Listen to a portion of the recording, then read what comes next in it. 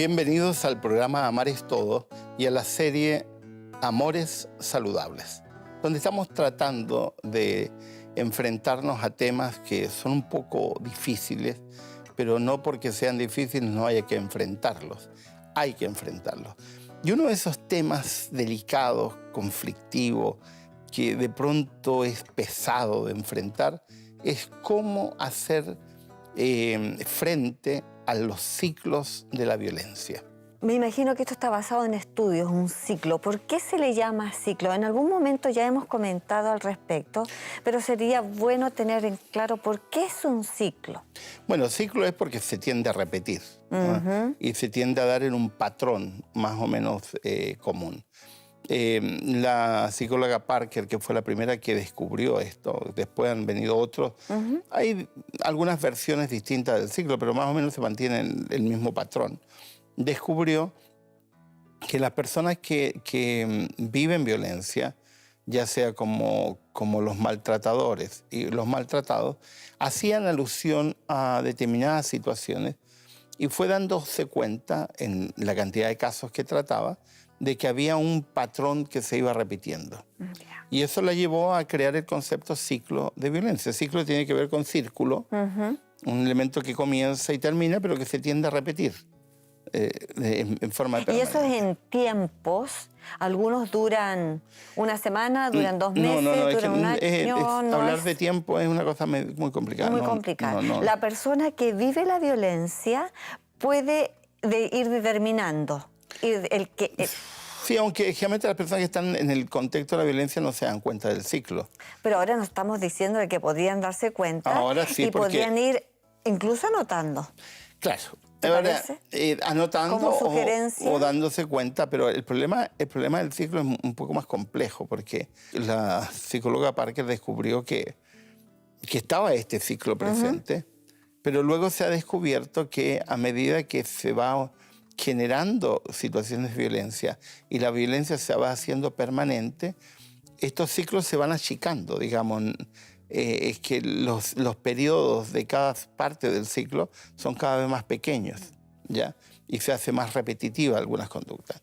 Entonces, en general, voy a decir más o menos la concepción general que se tiene del ciclo de la violencia. Hay un momento que se le llama el momento de la luna de miel, que no me gusta la expresión porque... ¿Cómo le pondrías tú? Yo le pongo el momento de la manipulación psicológica, el momento donde me porto bien, digamos, entre comillas. Hago mérito, estoy tratando de hacer bien las cosas. Claro, soy amable, soy simpático, soy agradable, hago regalos, hago promesas. Porque me he portado mal ya. Claro. Entonces, es un momento que dura más o menos dependiendo de la gravedad de la situación. Pero luego empiezan pequeñas agresiones, que llamamos acumulación de tensión. Las personas que son los que reciben la violencia, eso sí lo perciben. Se van dando cuenta que la persona es como un globo que se va inflando, que se va inflando, que se va inflando, que va llevando mucho aire y que de pronto va a explotar. Entonces va generando también tensión en la otra persona porque se da cuenta de que la actitud de la persona con la cual se interrelaciona va cambiando. No es igual a la etapa anterior. Y luego viene la explosión o los momentos o la situación de violencia que pueden ser constantes en varios meses o días, dependiendo del tipo de violencia que se está ejerciendo. Y luego viene una caída donde la persona se arrepiente, pide perdón, hace concesiones, promesas y cosas por el estilo, etc. Y vuelve. Me imagino que es muy importante que las personas que están viviendo la violencia o recibiendo la violencia puedan darse cuenta de este ciclo, porque les da más claridad en el momento que están viviendo. Ahora, muchas veces... Pero un poquito. Esa es función de la persona que está guiando. Muchas veces cuando hablamos con personas que estamos en proceso terapéutico o en orientación, les vamos mostrando en qué etapa están. ¿Mm? No tenemos una bolita de cristal, así que no somos brujos, en función de instrumentos que utilizamos para recabar información y los vamos ubicando. Entonces les vamos pidiendo que recuerden cuándo fue la última explosión, cuándo fue la última humillación, cuándo fue el último arrebato y luego cuándo fueron los momentos de promesa, cuándo fue el momento de perdón, de arrepentimiento, etc. Ahora, lo importante de esta cuestión del ciclo es que los ciclos se repiten. Claro. Entonces, cuando las personas logran identificar, saben en qué ciclo. situación están, pero se produce un problema con esto. Por eso que hay que ser cuidadoso en la guía, porque algunas personas empiezan a decir este tipo de cosas. No, cuando él está mal, yo me alejo, yo me voy. Claro. Creyendo de que evadir la situación es la manera correcta de encararlo. Y hay otra tendencia. Supongamos, vamos a inventar un caso, supongamos que un cónyuge se enoja mucho, se molesta cuando se acumula mucha ropa sucia. Es un ejemplo muy burdo. Se acumula mucha ropa y eso le molesta porque a ella le gusta ser muy limpia, muy limpio. Entonces la persona trata de evitar esa situación porque dice, esto es lo que la otra vez le provocó tanta ira, entonces siempre se preocupa que la ropa jamás se vea, la ropa sucia, siempre la mantiene limpia.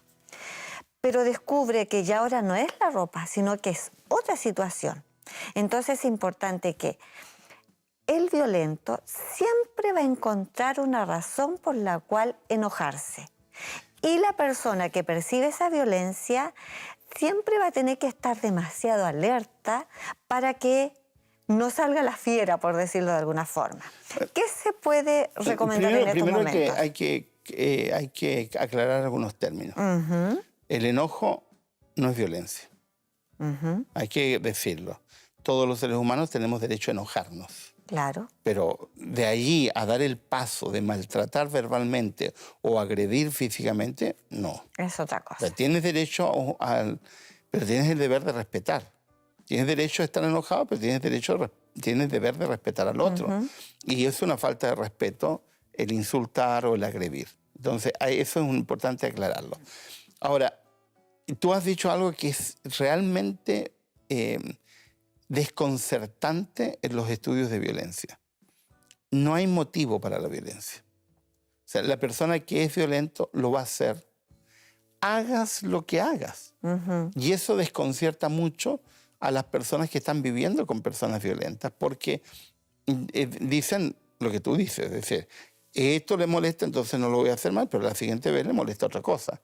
¿Por qué? Porque no hay razón. Claro. Aquí lo que se trata, no se olviden de que la violencia siempre está conectada con control. Entonces tengo que buscar alguna manera de buscar el control. Claro. De hacer entender que aquí el que tiene el sartén por el mango soy yo. ¿Qué pasa con la persona que no sabe parar la violencia? ¿Qué va a pasar en su vida? Bueno, ese es un problema muy grave, porque la mayoría de las personas no sabe parar la violencia. Hay dos conductas recurrentes en el contexto de la violencia. Uno es reaccionar con violencia, y eso es como tratar de apagar el fuego con gasolina. O sea, que en vez de hacer que la situación se mejore, empeora. Esa es una pésima actitud. Y la otra es someterse al violento. Es decir, creyendo que con el sometimiento voy a evitar la conducta abusiva, entonces me someto. Pero en ambos casos es una... Hay daño. No, y en ambos casos es una conducta errónea. Exacto. Porque no se soluciona la violencia con violencia ni se soluciona con sometimiento a la violencia. La única forma de solucionarlo es encarar positivamente a la persona y si no está reaccionando bien, o alejarse de la persona violenta o pedir ayuda para solucionar el problema. En algunos casos ayuda legal. Legal. Y ahí entramos en un problema más serio todavía, porque cuando las personas recurren a la ayuda legal, generalmente se desdicen. Claro. Claro, porque como el otro entra o la otra persona entra en el ciclo de la manipulación psicológica, entonces hace promesas y cosas así, entonces la otra persona le cree y entonces... por eso que en algunas legislaciones, ya hay algunos estados, los Estados Unidos, por ejemplo, donde se ha introducido la figura de que se va a seguir adelante con un juicio, retire o no retire la demanda la persona. Claro. Porque ya se ha entendido que es parte del ciclo de la violencia De la problemática. claro, de la problemática violenta, el hecho de que las personas tiendan a retirarse. O también ocurre que muchas personas retiran demandas judiciales porque son amenazadas. Y amenazadas cayendo en la situación de creer que la amenaza se puede hacer efectiva. Me imagino que muchas personas se preguntarán en estos momentos si nos están viendo y que están viviendo algún ciclo, algún modo de violencia en su hogar. Yo les pregunto a algunas personas que me han dicho, ¿sabes que recibí algún maltrato? O le digo directamente, ¿ha habido un maltrato en tu casa, ya sea psicológica o física? Entonces yo les pregunto, ¿cuándo fue la última vez? Entonces me dicen, bueno, la última vez él me golpeó hace como 3 meses, pero ya nunca más ha vuelto a hacerlo. ¿Qué se le puede decir a esas personas que creen que como la última vez, que no fue la única, sino que la última vez se fue a 3 meses, entonces como que las cosas, en su casa ya no hay violencia? Claro, pero yo iría más al fondo. Tratar de hacer ver que la violencia física es la punta del iceberg, es lo más visible. Y decirle, ¿te obliga a tener relaciones sexuales? Hacerse preguntas como esas. Te controla el dinero, te hace interrogaciones de con quién hablaste, dónde estuviste, te permite relacionarte con tu familia de origen. Te disminuye tu autoridad frente a tus hijos. Claro, te hace bromas que de alguna manera te humillan frente a otras personas. Usa expresiones soeces o malas palabras que te molestan, o usa buenas palabras pero usadas en un sentido de humillación. Te hace sentir con temor. ¿Tienes miedo de estar con él a solas? Te separa de tus amistades, no quieres que te relaciones con ellas. Y así sucesivamente. Entonces, cuando empiezas a hacer estas preguntas, empiezas a mostrar el lado que generalmente lo negamos, pero que también es violencia. Es violencia coartar la libertad de movimiento de una persona. Por ejemplo, decirle, yo no quiero que vayas a ver a tal persona, ni a tal persona, ni a tal persona. Eso es violencia. Claro. O no quiero que te relaciones con tu familia, no quiero que visites a tus padres. Eso es un acto violento. O no quiero que ellos me visiten. O no quiero que ellos nos visiten, que no estén con nosotros. No quiero que te pongas determinada ropa, porque tú vas a usar solamente la ropa que yo te permito. Eso es violento. Eso no corresponde en absoluto. Y así sucesivamente. Entonces, no basta decir, hace 3 meses fue la última vez que me golpeó. No. Hay que ver otros elementos que están en juego, porque una persona violenta no solo violenta físicamente, ese es el gravísimo error. Una persona que violenta físicamente también violenta psicológicamente y también hace otras acciones que dañan y que de alguna manera producen desazón, conflicto y rompen la armonía interior de una persona. Tú no puedes vivir con alguien a quien le temes. Exacto. Entonces, si tú estás con una persona y le temes... Ya otra vez caemos que eso no es un amor saludable, no es un vínculo saludable, por lo tanto, ¿hay que mejorarlo o hay que salir de él? Claro. Cuando yo escucho a adolescentes, por ejemplo, no, es que yo le tengo miedo a mi papá. Yo pongo un punto de interrogación y digo, ¿pero cómo le vas a tener miedo? Nadie debe tenerle miedo ¿Cómo a le vas a nadie. tener miedo a tu padre? ¿Cómo le vas a tener miedo a tu madre? No, si tienes miedo es porque esas personas tienen arranques o actitudes o situaciones explosivas que finalmente te van a dañar. Ya el temor es daño. Un padre puede enojarse profundamente por el comportamiento de su hijo, pero eso no significa que lo va a dañar, Claro. que lo va a menoscabar. Claro, en el caso de las parejas, tienen todo el derecho de enojarse.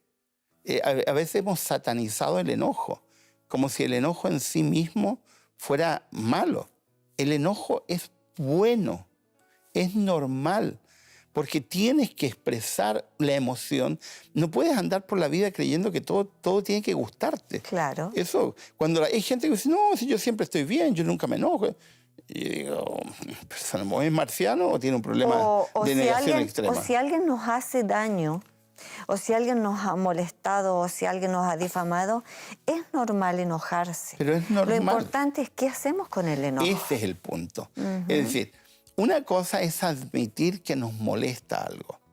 Otra cosa muy distinto es usar como excusa eso que nos molesta para dañar a otra persona, para provocar violencia, para provocar control. No, eso es una cosa distinta.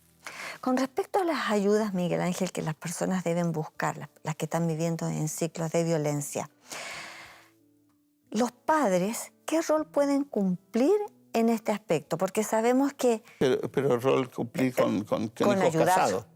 Claro, los padres. Estamos hablando de un matrimonio que está sufriendo violencia. Es obvio que los padres no deben intrometerse en las problemáticas de un matrimonio, porque cada matrimonio tiene su mundo, tiene sus problemáticas y tienen que aprender a resolverlo. Pero aquí hay una situación diferente. Cuando hay violencia, abuso dentro de un matrimonio, ¿qué rol cumplen los padres? No solo los padres, los familiares en general. Nosotros solemos enseñar que el matrimonio es un universo personal. Claro. Y nadie tiene derecho a entrometerse. Pedir consejo y orientación no es entrometerse, entre paréntesis, porque algunos manipuladores y abusadores, usando el concepto de círculo sagrado, pretenden que nadie diga nada, ni aconseje, ni oriente. Y que no salga a la luz ninguna problemática. Claro.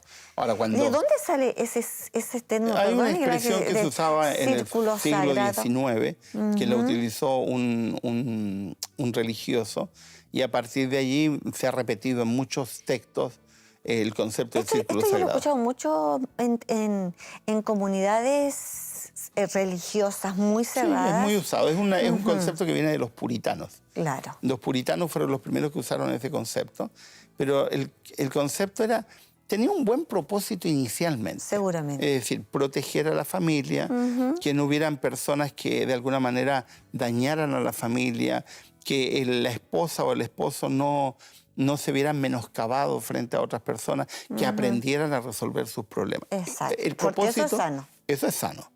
Pero resulta que los manipuladores, los abusivos, los violentos, han utilizado ese concepto como para mantener en secreto su problemática e impedir que otras personas, porque saben muy bien que si viene alguien externo y se entera de lo que está viviendo, se va a producir un enfoque. Entonces, el círculo sagrado, es una expresión que se utiliza. La reacción que yo tengo cuando la gente me dice lo del círculo sagrado, yo le digo, un momentito. Si en tu, entre comillas, círculo sagrado, no hay ningún delito, no hay nada de lo cual debas avergonzarte, porque tienes miedo de que la gente conozca lo que pasa en tu círculo sagrado. Claro. Ahora, si tienes miedo o no quieres que las demás personas se enteren de lo que ocurre en tu famoso círculo sagrado, ya dejó de ser sagrado. Si tienes tu conciencia limpia, ¿De qué o no la tienes, claro. ¿De qué estás temiendo? Muy bien. Si no tienes nada que ocultar, ¿cuál es el problema? Al contrario, si eres religioso, muestra tu círculo sagrado porque va a ser testimonio de una vida de armonía, una vida de equilibrio. Pero si tienes algo que estás escondiendo, perdóname, aquí hay algo turbio. Muy bien. Algo turbio. Eso es el primer lugar. Ahora, Ahora, si yo estoy viviendo en una situación donde estoy enfrentando algo que no estoy pudiendo resolver, entonces es hora de pedir ayuda. Y la gente se niega a pedir ayuda. No solamente no piden ayuda a los maltratadores, muchos maltratados pasan años, la media es de 10 años, lamentablemente, en que piden ayuda. Mientras tanto se han dañado a sí mismos profundamente, o han permitido a ellos y a sus hijos. A ellos, a sus hijos y a otras personas. O los que están relacionados Ahora, con ellos. ¿qué deberían hacer los padres y los familiares? No entrometerse siempre y cuando no exista violencia. Porque cuando existe violencia tienen todo el derecho del mundo a entrometerse. porque está en juego la integridad física y psicológica de su familiar y tienen que ayudar a poner límites. Es como tomar conciencia que si una persona ha llegado a sufrir una violencia tal por un periodo de tiempo, es porque la persona está dañada y no está teniendo las herramientas para salir de ese círculo Obviamente, enfermo. si las tuviera ya habría salido. Exacto. Entonces, mi intención es como tirarle un salvavidas y decirle, mi aquí estamos. intención es que los padres o las personas cercanas a esa pareja o a ese individuo que está sufriendo una violencia se sienta con la responsabilidad, no digamos derecho, sino que con la responsabilidad de tirar ese salvavidas, de ayudar, porque la persona está dañada. Claro. Ese es el punto. Ahora, a veces son pequeños gestos, necesitan ser grandes gestos. Por ejemplo, acercarse y decirle, estás recibiendo maltrato, ¿por qué lo soportas? Claro. Para hacer conciencia. Y decir, aquí estamos nosotros para ayudarte. Si quieres salir, queremos ayudarte. Tenemos nuestra casa a tu disposición, podemos buscarte ayuda legal, podemos buscarte ayuda de orientación profesional, pero de alguna manera estamos acá. Pero quedarse callado. A mí me molesta mucho el silencio de algunas personas, porque es un silencio cómplice. Claro. Quedarse callado cuando alguien está siendo maltratado es simplemente aceptar el maltrato. Y la persona que está recibiendo el maltrato se siente solo o sola porque está viendo que hay personas que están siendo testigos y simplemente nadie dice nada. Entonces eso finalmente se produce un círculo vicioso donde la persona empieza a pensar, ¿y para qué voy a decir algo si no van a hacer nada? Porque la mayoría de los manipuladores, que son los más violentos, son manipuladores en general, usan frases como esta. Nadie te va a creer. Nadie te va a creer. Nadie te va a creer. Oye, Miguel Ángel, tengo entendido, puedo estar equivocada, que en todo lugar, en cada país, hay entidades que ayudan en forma gratuita a la mujer y también hay entidades que ayudan al hombre que están viviendo violencia en sus hogares. En algunos países hay instituciones estatales, los menos lamentablemente, Ya. que se dedican a otorgar ayuda. Y en la mayoría de los países hay organizaciones no gubernamentales, las famosas ONG, que ayudan y que colaboran en este tipo de cosas. Generalmente lo que ha ido ocurriendo a nivel mundial en relación con la violencia es de autoorganización de las personas que han padecido violencia. Exacto.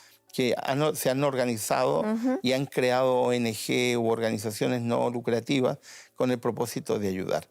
Es muy raro que en los países no existan entidades de ayuda. Entonces, una forma de apoyar estas amistades, estos padres, si no ellos no tienen ellos mismos las herramientas, decir yo te puedo acompañar. Claro. Podemos juntos investigar dónde hay un centro de ayuda, porque son multidisciplinarios muchas veces. O sea, no muchas veces, todos son multidisciplinarios, porque no puedes tener una ONG basada solo en psicólogos. Entonces una persona no puede sentirse desamparada, que nadie puede ayudarla. Sí, pero ahora tenemos acceso a información que antes no teníamos. Exacto. Es cosa de hacer una búsqueda en Internet para darse cuenta que en cada país hay organizaciones que de alguna manera van a colaborar como para que puedas salir de este ciclo. No tienes que sentirte desamparado. Hay casas de acogida, hay programas para la mujer, hay programas para varones maltratados, que son los menos, lamentablemente. Hay programas para niños y adolescentes maltratados, etcétera, porque los estados, los países que se han dado cuenta del problema, se dan cuenta además que invertir en esto no es tirar dinero, porque es prevenir. Es que esa mejora la sociedad. No solo, por ejemplo, un niño o un adolescente que está siendo maltratado y se continúa en ese maltrato, tiene altas probabilidades de convertirse en un maltratador o en un delincuente juvenil. Un futuro delincuente. Entonces, es cierto.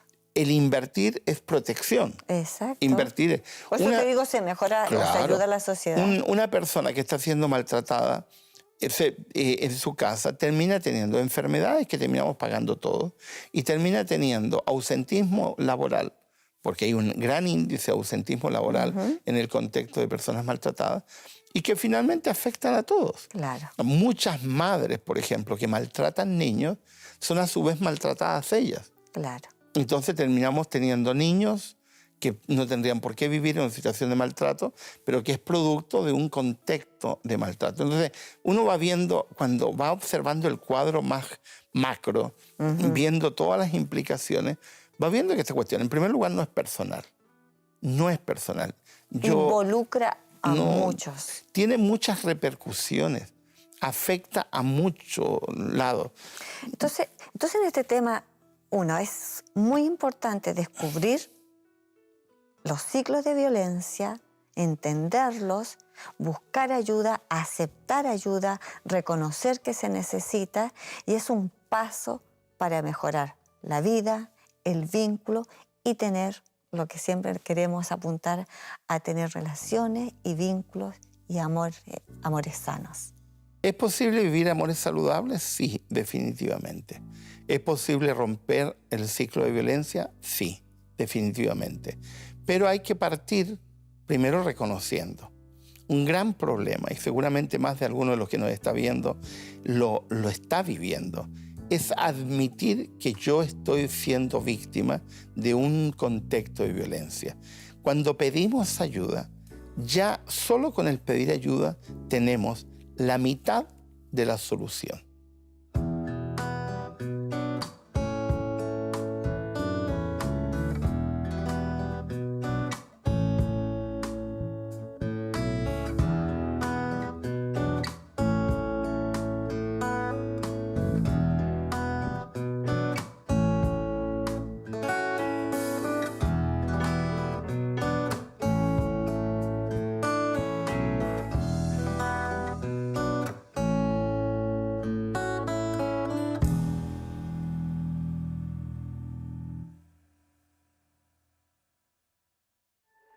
¿Quieres realizar cursos gratuitos sobre salud, familia, temas espirituales y mucho más?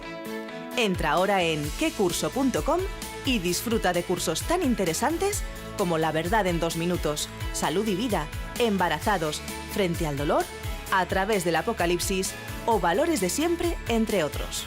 Recuerda, quecurso.com.